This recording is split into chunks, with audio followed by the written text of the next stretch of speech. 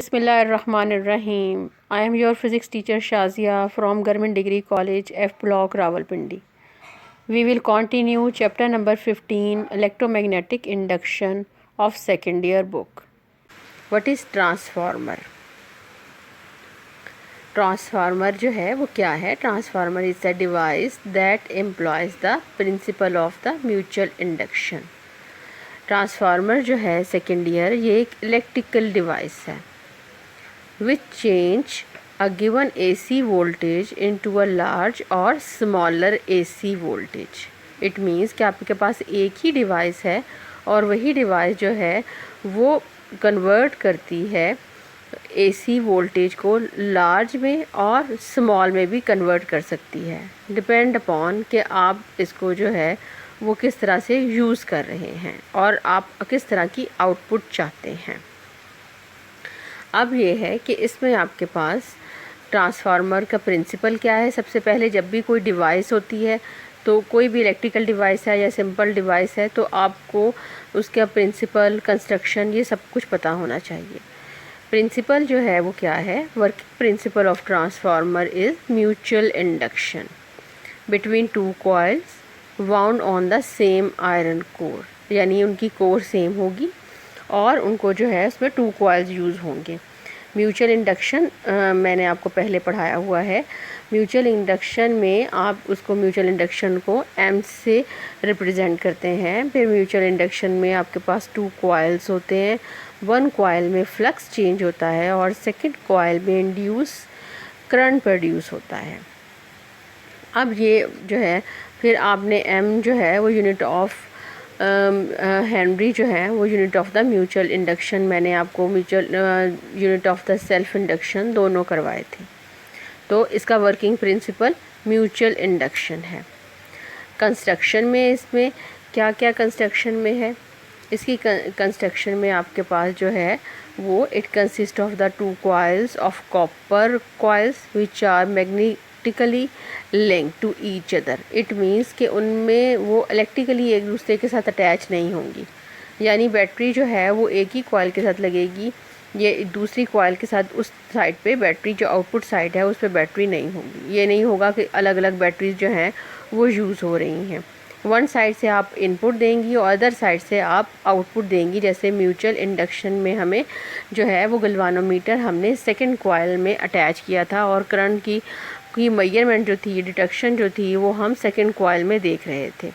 Same इसी तरह से यहाँ भी इसी तरह से है। फिर इसमें जो है सेकेंड ईयर आपके पास उन्होंने यूज़ की हुई है, प्राइमरी कॉइल यूज़ की है और सेकेंडरी कॉइल यूज़ की है।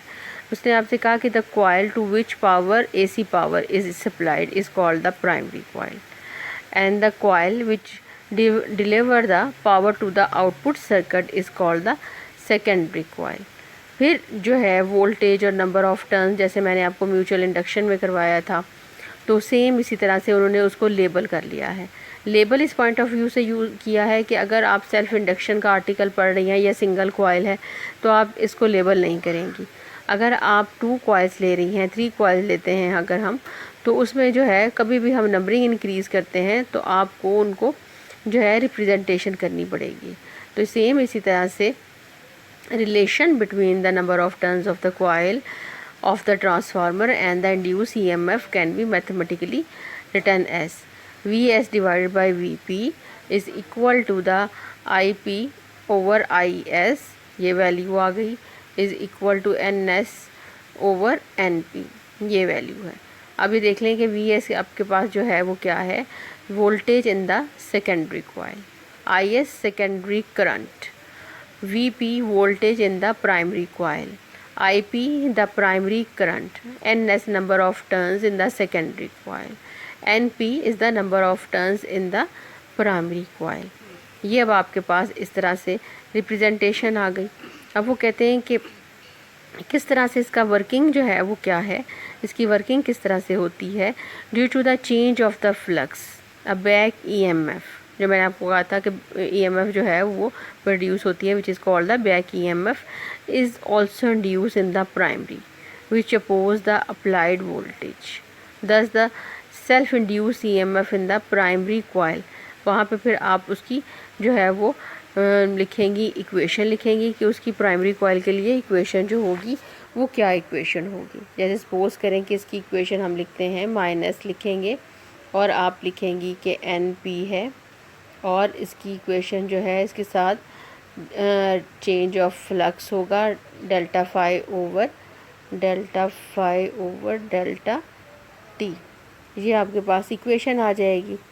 और फिर इसमें जो है वो इज़ इक्वल टू द, जो आपके पास आएगी ये value equal to the v p होगी, यानी ये वैल्यू जो है वो वी पी की वैल्यू होगी। अब वो कहते हैं कि अब जो है वो किस तरह से है कि ये आपके पास प्राइमरी कॉइल की वर्किंग हो गई, और फिर आपके पास जो है वो सेकेंडरी कॉइल की वर्किंग क्या है, as the coil are tightly couple so the change of flux in the primary and secondary coil is same, therefore the rate of change of flux in the second coil is delta phi over delta t, so induce EMF across the secondary coil. अब आप क्या करेंगी कि दोनों जो equations आपके पास आई हैं, यानी कि VS के लिए और VP के लिए, ये इक्वेशन जो मैंने लिखी है ये VP की इक्वेशन है। आपकी बुक में भी सेम इसी तरह से मेंशन है। सेम इसी की रिप्रेजेंटेशन चेंज करके आप इसको मेंशन करेंगी with respect to the VS। तो जब आप इसे VS के पॉइंट ऑफ व्यू से चेंज करेंगी, दोनों इक्वेशंस को आप डिवाइड कर लेंगी। डिवाइड करेंगी तो आपके पास रिलेशन जो होगा वो रिलेशन किस तरह से आ जाएगा कि VS डेल्टा फाई और डेल्टा टी की वैल्यू जो है वो कैंसिल हो जाएगी। VS डिवाइडेड बाय VP, ये आपके पास रिप्रेजेंटेशन आ जाएगी। इक्वल टू आपके पास आएगा, और जो लेफ़्ट क्वांटिटीज़ हैं वो आपके पास क्या हैं, NS डिवाइडेड बाय NP, ये आपके पास वैल्यू आ गई रिलेशन में, यानी कि V और N का रिलेशन आपको मिल गया। अब उन्होंने कहा है कि अब आप जब ये इक्वेशन जो है, इस इक्वेशन को आप कहती हैं इक्वेशन ऑफ द ट्रांसफॉर्मर, और ये इसको और भी क्या कहते हैं, ट्रांसफॉर्मेशन रेशो इसे कहते हैं। अब उन्होंने कहा दे रहा था 2 काइंड्स ऑफ द ट्रांसफॉर्मर। एक ट्रांसफार्मर जो है उसे आप स्टेप अप ट्रांसफार्मर कहती हैं। Thick wire is used to wind the primary coil. Primary coil contains less number of turns. Secondary coil contain more number of turns. यानी कि output की नंबर ऑफ टर्न्स जो हैं वो आप इंक्रीज़ कर देंगे, तो आपके पास ये स्टेप अप ट्रांसफार्मर है। The wire is used in the secondary coil. अब उसमें देखिए ट्रांसफार्मर की ये शेप है। अब इसमें जो है उन्होंने नंबर ऑफ़ टर्न्स जो हैं वो उसमें इंक्रीज़ कर देंगे सेकेंडरी कॉइल में। फिर जो है आपके पास जो है वो वैल्यूज़ इस तरह से उन्होंने कनेक्शन की आपको बताई हुई हैं मेंशन करके कि ये कलर है और ये कलर है, ताकि आपको सेपरेटली पता चल सके प्राइमरी और सेकेंडरी, और आप ये देखें कि आपस में ये मैग्नेटिकली लिंक्ड हैं। अब जो है इसमें से उन्होंने कहा है कि अगर आप इसको लिखना चाहती हैं तो आप इसको ऐसे भी मेंशन कर सकती हैं कि आप लिख सकती हैं NS is greater than NP। ये भी आप इस तरह से इसको मेंशन कर सकती हैं। फिर जो है सेकेंड ईयर उन्होंने कहा दूसरे का जो है तरह का ट्रांसफार्मर कौन सा है, step down transformer. Thin wire is used to wind the primary coil. Primary contain more number of turns, secondary contain a less number of turns, यानी कि आउटपुट की नंबर ऑफ टर्न्स हम डिक्रीज़ कर देंगे। फिर जो है जब उसकी नंबर ऑफ़ टर्न्स डिक्रीज़ कर देंगे तो आपको उन्होंने यहाँ पे इसकी जो है वो नंबर ऑफ़ टर्न्स डिक्रीज़ करके इनकी वैल्यू जो है वो बताई हुई है। फिर ये कि अब आपके पास जो है जब ये स्टेप डाउन ट्रांसफार्मर आ गया तो उन्होंने कहा है कि ये अब आप स्टेप डाउन ट्रांसफार्मर में आपके पास जो होगा वो इसमें इक्वेशन क्या होगी कि NS की वैल्यू जो होगी वो आपकी NS की नंबर ऑफ़ टर्न जो हैं वो इस तरह से इसको मेंशन करेंगे NP से।